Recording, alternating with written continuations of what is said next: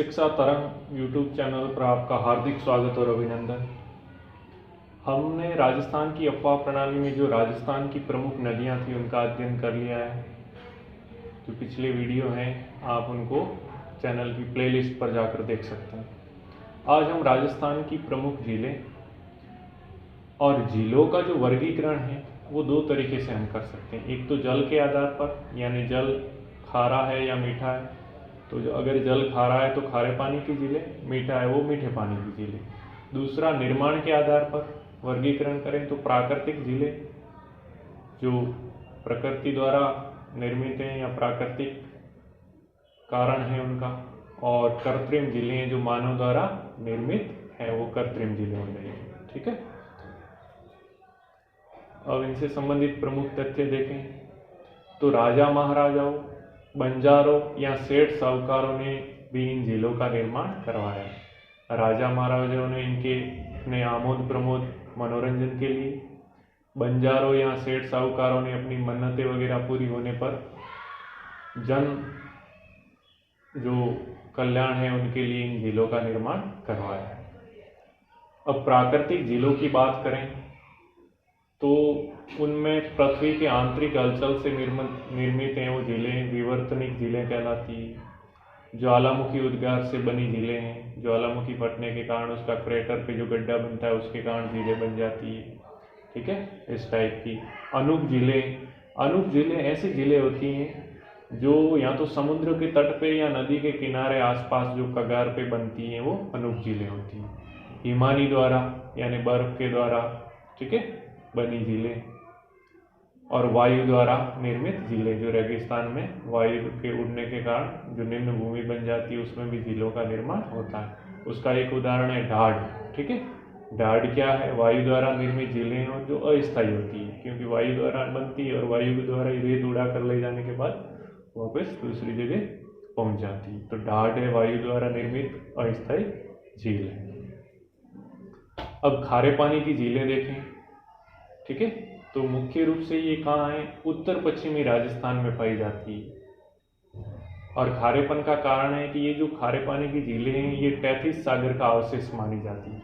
Tethys सागर यानी प्राचीन समय में जब जो पैंजिया यानी महाद्वीप था, प्रमुख बड़ा महाद्वीप था, उसको पैंजिया बोलते थे, और उसके चारों ओर जो पानी था, महासागर था, उसको पैंथालासा बोलते थे। तो पैंजिया का विघटन हुआ, ठीक है, अंगारा लैंड उत्तर की ओर बना और नीचे की ओर आया, उसका नाम दिया गोंडवाना लैंड।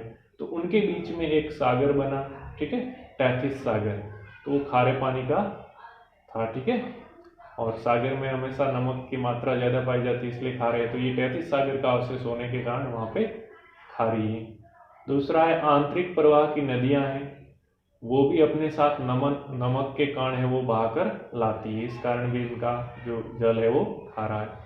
तीसरी बात करें तो कहीं कहीं झीलों के नीचे है स्थित वो चट्टाने हैं, वो नमकीनी चट्टाने हैं, और नीचे से केशाकर्षण पद्धति द्वारा ये नमकीन जो कण हैं वो ऊपर की ओर आते हैं। ठीक है, ऊपर की ओर आते हैं, मतलब जैसे अपन एक दिया जलाते हैं, जैसे तेल रख के उसमें एक बाती डुबोते हैं, उसमें किस तरह तेल धीरे धीरे ऊपर चढ़ता है। तो केशाकर्षण या केशिकत्व पद्धति वही है, अपने साइंस में पढ़ा होगा कि धीरे धीरे ऊपर की ओर जाना।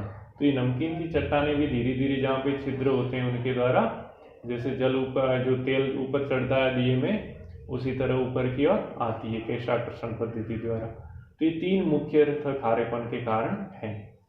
अब खारे पानी की प्रमुख झीलें कौन कौन सी है? तो सांबर है, ये सांबर झील है, वो जयपुर में है। ठीक है, फिर डिडवाना ये नागौर में है, पचपदरा ये बाड़मेर में है, फलोदी ये जोधपुर में है, लूणकरणसर ये बीकानेर में है, कावोद ये जैसलमेर में है, डेगाना ये नागौर में है, कुचामन ये भी नागौर में है, तालचापर चूरू में है, रेवासा सीकर में। तो ये प्रमुख खारे पानी की राजस्थान की झीलें हैं। और उनमें भी जो इम्पोर्टेंट है उनको देख लेते हैं। उससे पहले मानचित्र में देख लेते हैं। तो देखो ये बीकानेर है, इसमें लूणकरणसर झील है। ठीक है, इसको याद रखना है, कई बार प्रश्न आता है लूणकरणसर झील, या इनका पूछेगा कि किस जिले में स्थित है, तो बीकानेर में। ठीक है, ताल छापर कहाँ पे है? चूरू में। रेवासा कहाँ पे है? सीकर में।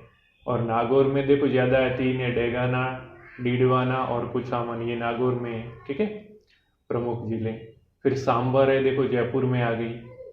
फलोदी जोधपुर में, बाप जोधपुर में, पचपदरा है वो बाड़मेर में है, और जैसलमेर में कौन सी है? कावोद और पोखरा। ठीक है, तो ये प्रमुख जिले हो गई। तो बस इनको कहाँ कहाँ है ये ध्यान रखना। और ये खारे पानी की ये ध्यान, कई बार ये भी प्रश्न आता है कि निम्न में से कौन सी है वो खारे पानी की झील है या मीठे पानी की झील है। तो ये वाली झीलें हैं वो कौन सी है? खारे पानी की है। और देखो उत्तरी पश्चिमी राजस्थान में अधिकतर है, ये तैतीस सागर का अवशेष मानी जाती है।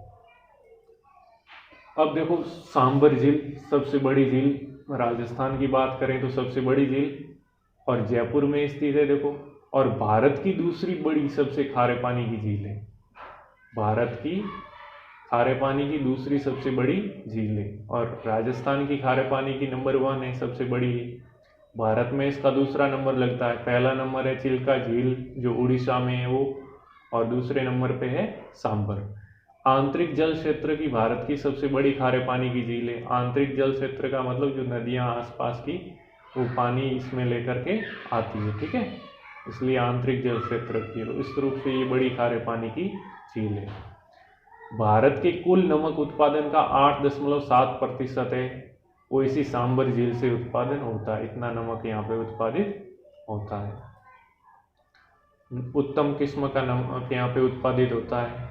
और ये 3 जिलों जयपुर, अजमेर और नागौर की सीमा भी बनाती है। जयपुर में, लेकिन अजमेर और नागौर की भी सीमा बनाती है। ठीक है, इसके पश्चिम में शुष्क जलवायु और पूर्व में अर्ध शुष्क जलवायु पाई जाती है। पश्चिम में देखो रेगिस्तान है इसलिए शुष्क जलवायु, और पूर्व में है वो अर्ध शुष्क जलवायु है वो पाई जाती है इसकी। फिर दूसरे नंबर पे पचपदरा झील, तो ये पचपदरा है झील वो बालोतरा बाड़मेर में है। ठीक है, और यहाँ ये है उत्तम श्रेणी का नमक उत्पादन। एक बार प्रश्न पूछा गया था, सबसे अच्छा है वो इसी पचपदरा झील का नमक है वो सबसे उत्तम श्रेणी का माना जाता है। और यहाँ पर खारवाल जाति के लोग हैं वो मोरली झाड़ी के द्वारा नमक स्फटिक बनाते हैं, यानी नमक बनाने का काम यहाँ पे खारवाल जाति करती है और मोरली की झाड़ी से ये बनाते हैं। फिर नमक का मुख्य स्रोत क्या है? तो मुख्यतः नदियों द्वारा बहाकर लाए गए नमक कण है वो पचपदरा झील का नमक का मुख्य स्रोत है। ठीक है, नमकीन के कण जो नदियां बहाकर लाती है। तो ये पचपदरा झील और सांबर झील ये दोनों इंपॉर्टेंट है। फिर डीडवाना झील, तो ये डीडवाना नागौर में है। इसके तल के नीचे लवणीय चट्टानें और लवणीय जल के भंडार हैं। तो हमने पढ़ा था कि केशिकत्व या केशाकर्षण पद्धति से जो नमकीन के नीचे की चट्टानें धीरे धीरे जो छिद्र हैं उनके द्वारा ऊपर आती है। ठीक है, इस कारण तो यहाँ का नमक प्राय खाने के योग्य नहीं है डीडवाना का। ठीक है, तो जो इम्पोर्टेंट थी झीलें बस कहाँ स्थित है, खारे पानी की झीलें कौन कौन सी ये ध्यान रखना है, कौन से जिले में ये ध्यान रखना था। और सांबर पचपदरा ये इम्पोर्टेंट है, तो इसमें कुछ इम्पोर्टेंट तथ्य थे वो बता दी, इसके अलावा ज़्यादा इसमें कुछ है नहीं। तो अगर वीडियो पसंद आ रहा है तो लाइक, शेयर और सब्सक्राइब जरूर कीजिए। आज के लिए बस इतना ही। जय हिंद, जय भारत।